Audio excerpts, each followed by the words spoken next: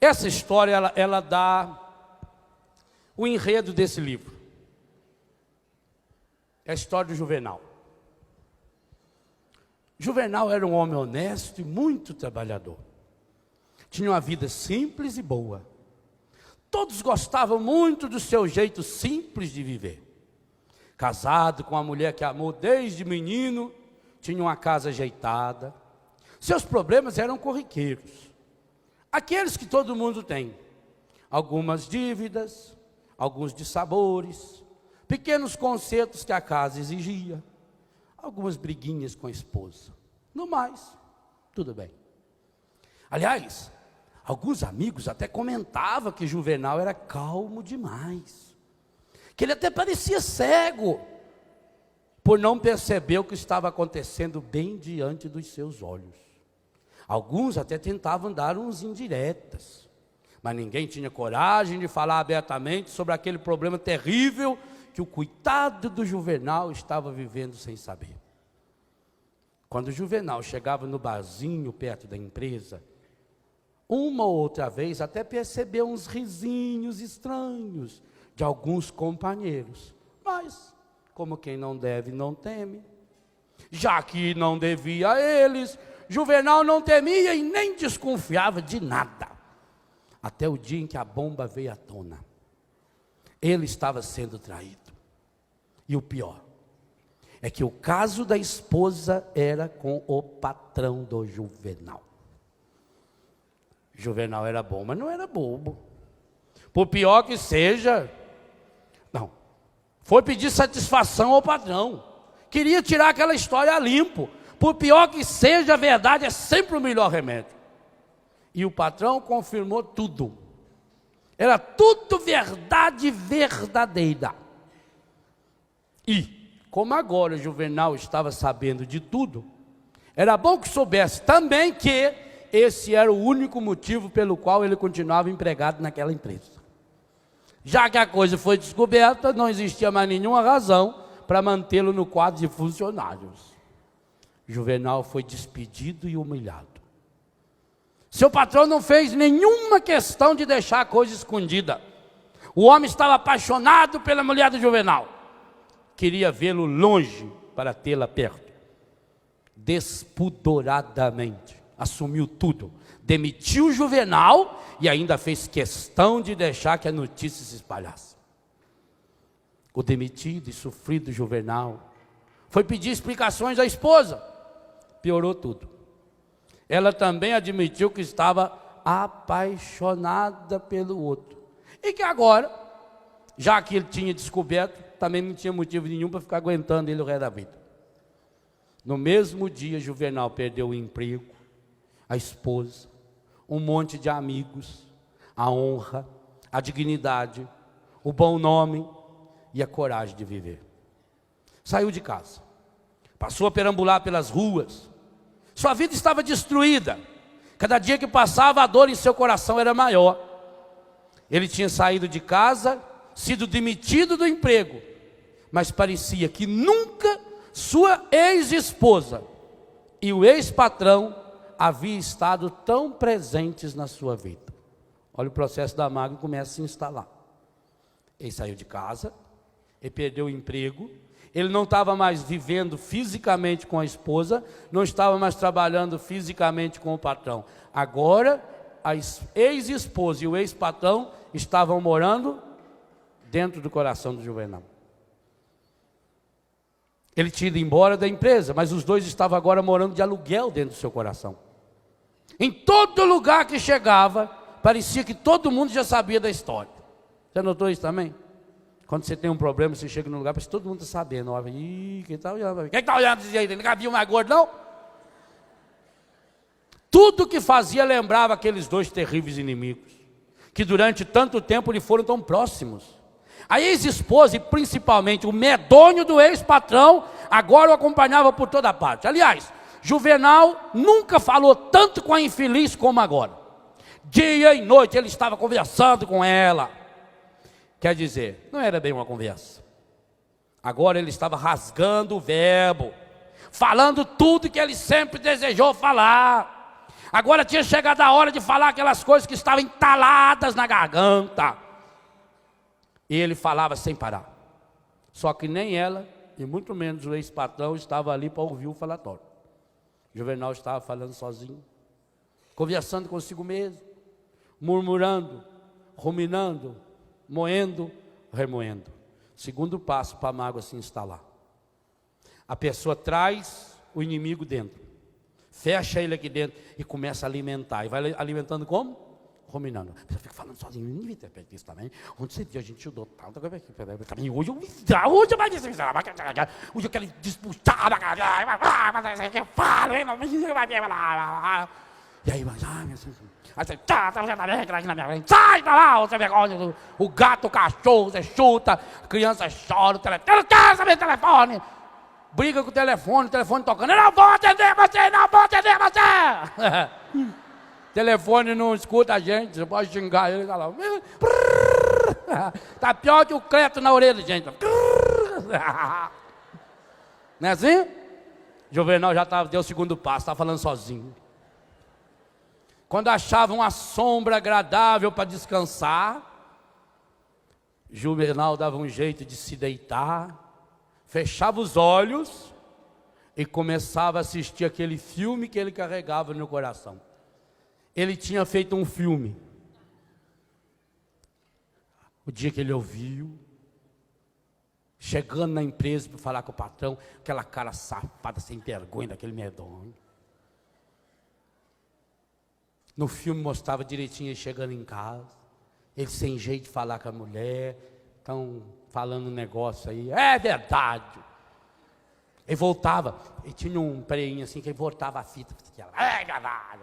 É verdade, é verdade, é verdade, é verdade, é verdade.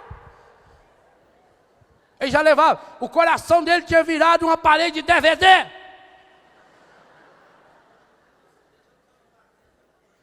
O coração dele apanhava, em vez de bater. Era o DVD que estava aqui dentro. Dúvida, dívida, DVD. Juvenal dava um jeito de deitar, fechava os olhos e começava a assistir o filme. Cada momento de descanso era a hora de assistir o mesmo filme. Ele mesmo tinha dirigido, produzido, estava divulgando aquele longa-metragem sobre sua história de sofrimento, adultério, infidelidade, traição e revolta. Algumas cenas ganhavam destaque especial. No aparelhinho de vídeo de sua memória, na lembrança ele via e revia a cena mais dolorosa. Parava em determinadas cenas e ficava contemplando longamente cada gesto, cada olhar da ex-esposa e do ex-patrão. No filme ele refez toda a sua história, desde o dia em que conheceu aquela menina linda, o primeiro olhar, o primeiro beijo, o dia do casamento. Como ele foi feliz, ao menos da parte dele. O menino perguntou: pai, você que a mamãe nunca foram felizes, não? Filho, nós fomos felizes durante 26 anos. E o que aconteceu depois, pai?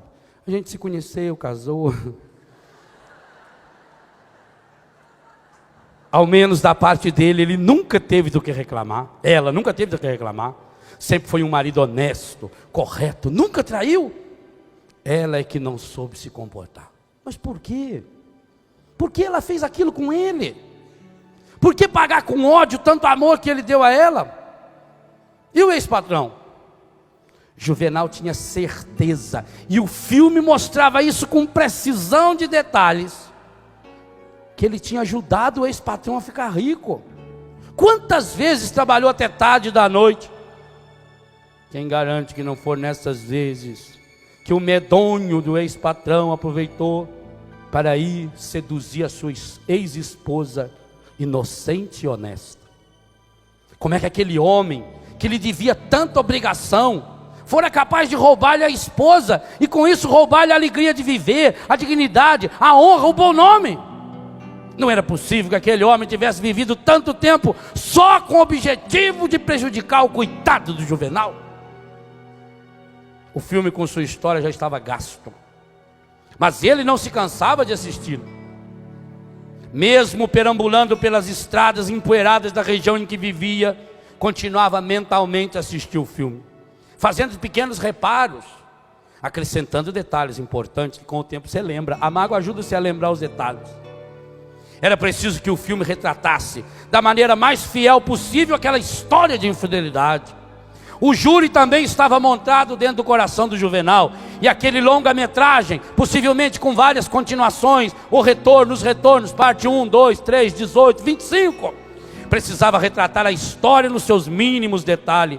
Do contrário, haveria o risco de os jurados não julgarem a obra com a devida atenção. Embora estivesse trabalhando com tanto esmero em sua obra-prima, Juvenal não tinha muitos critérios para escolher os jurados. Qualquer um que encontrasse pelo caminho era maduro bastante para avaliar o filme. Até mesmo um cachorrinho que passou a acompanhar Juvenal foi designado ao posto de assistente de direção. Com ele, Juvenal partilhava tudo. Você viu o que fez comigo? Feliz é você, chuvisco. Feliz é você. Chorava, tomava umas cachaças, reclamava da ex-mulher, do ex-patrão. Assistiam juntos o filme. O cachorrinho já estava treinadinho também. Quando não estava assistindo o filme, Juvenal falava sobre o episódio. Quando não tinha com quem falar, pensava e falava sozinho. Dormia, acordava e sonhava com o filme na cabeça e no coração. E cada dia mais ficava impressionado e irritado com a crueldade do ex-patrão que lhe roubou a ex-esposa. Numa dessas andanças pelos bosques da vida, Juvenal encontrou um objeto estranho, brilhante, bonito, parecido uma chaleira nobre. Como tinha o costume de juntar tudo o que achava pelo caminho, acabou por pegar também aquele estranho objeto. Antes de iniciar a tão esperada sessão noturna de exibição do filme, Juvenal foi tirar da mochila os objetos que juntou naquele dia. Foi aí que percebeu que aquela chaleira parecia uma lâmpada, era uma lâmpada, dessas que esconde gênios durante milhares de anos. Juvenal estava tão entretido com os pensamentos de sempre, que nem percebeu que inconscientemente estava esfregando a lâmpada. E não é que o gênio estava ali dentro? O gênio saiu feliz da vida, por ter sido liberto. E como é de costume nas histórias de gênio e de lâmpada, disse ao Juvenal que ele seria seu mestre, e por isso tinha direito a um pedido. Um pedido? Exclamou Juvenal. Sempre ouvi falar que era 3. Por que agora essa redução drástica no número de pedidos? Isso eu não sei, respondeu o gênio com má vontade. Afinal, passara tanto tempo esconhidinho dentro daquela lâmpada. É pegar ou largar? Bem, posso pedir qualquer coisa, disse o Juvenal, qualquer um. É somente um pedido, mas ele pode ser complexo, grande, exagerado. Você pode me pedir o que quiser, saúde, paz, dinheiro, alegria, fortuna, tudo o que você quiser ou precisar, é só pedir. Tudo o que eu quiser em qualquer quantidade, não tem nenhuma condição, perguntou Juvenal. Bem, na verdade existe uma lei irrevogável, que todos nós gênios somos obrigados a cumprir. Eu sabia que não era tão fácil assim. Que lei irreverente é essa? É irrevogável. Ninguém pode mudar essa lei. Ninguém pode mudar. Sim, mas que lei tão importante é essa? É muito simples. Pela lei irrevogável dos gênios de lâmpada, tudo aquilo que você pedir para você, eu sou obrigado a dar em dobro ao seu pior inimigo. Vocês leram aqui, vocês são videntes. Está escrito aqui, estava bom demais. Quer dizer que tudo que eu pedi para mim, o Senhor dará em dobro ao meu ex-patrão? O gênio não tinha falado quem era o inimigo, ele que disse. Se ele é seu pior inimigo, com certeza. Escute, seu gênio. Ele vai ficar sabendo que está ganhando essa fortuna às minhas custas? Não. É pior ainda. Com certeza, disse o gênio. Nós não podemos fazer nada escondido, a não ser ficar morando na lâmpada até que alguém nos liberte.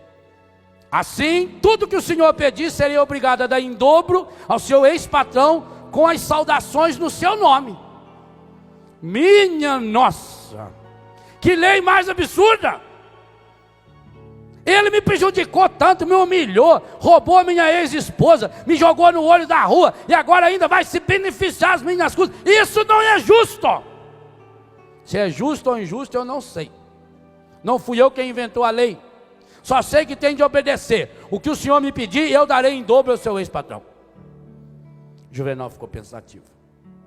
Aquilo tudo era tão novo, tão difícil. Ele tinha a possibilidade de ajeitar sua vida. Poderia pedir uma fortuna bem grande ao gênio e começar uma vida nova em outro lugar, em outro país, onde ninguém o conhecesse, talvez até em outro país mesmo do mundo. Mas o fato de saber que o ex-patrão acabaria lucrando com isso, não lhe dava paz. Aquele homem ainda iria rir da sua cara. Ele o prejudicara tanto, agora seria beneficiado. O que pedir ao gênio? Juvenal pediu um prazo até o dia seguinte para pensar bem. Se você tivesse a mesma oportunidade do Juvenal, o que você pediria ao gênio? Pensa um pouquinho. Pensa na pessoa que mais prejudicou você. Você vai ter que pensar nela ao longo desse encontro, não tem jeito. O que você pediria ao gênio? Na manhã seguinte, quando o gênio lhe apareceu para realizar seu pedido, Juvenal já tinha tomado a decisão mais importante de sua vida. Não teve nenhuma dúvida em olhar bem nos olhos do gênio e pedir: quero que o senhor me arranque um olho.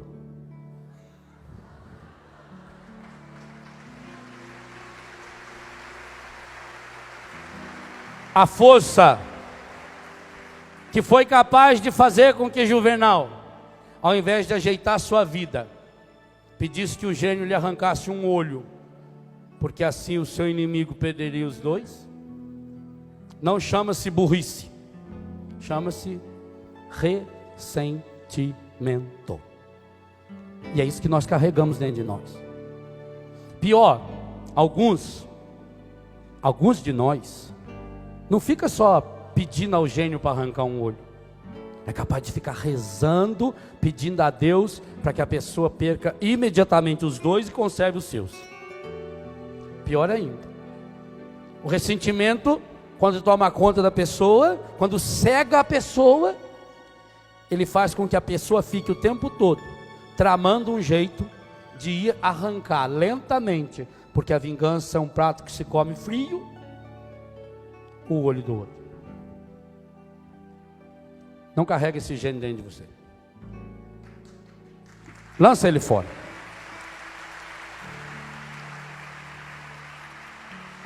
O verdadeiro gênio não está na lâmpada, está no seu coração, no meu também.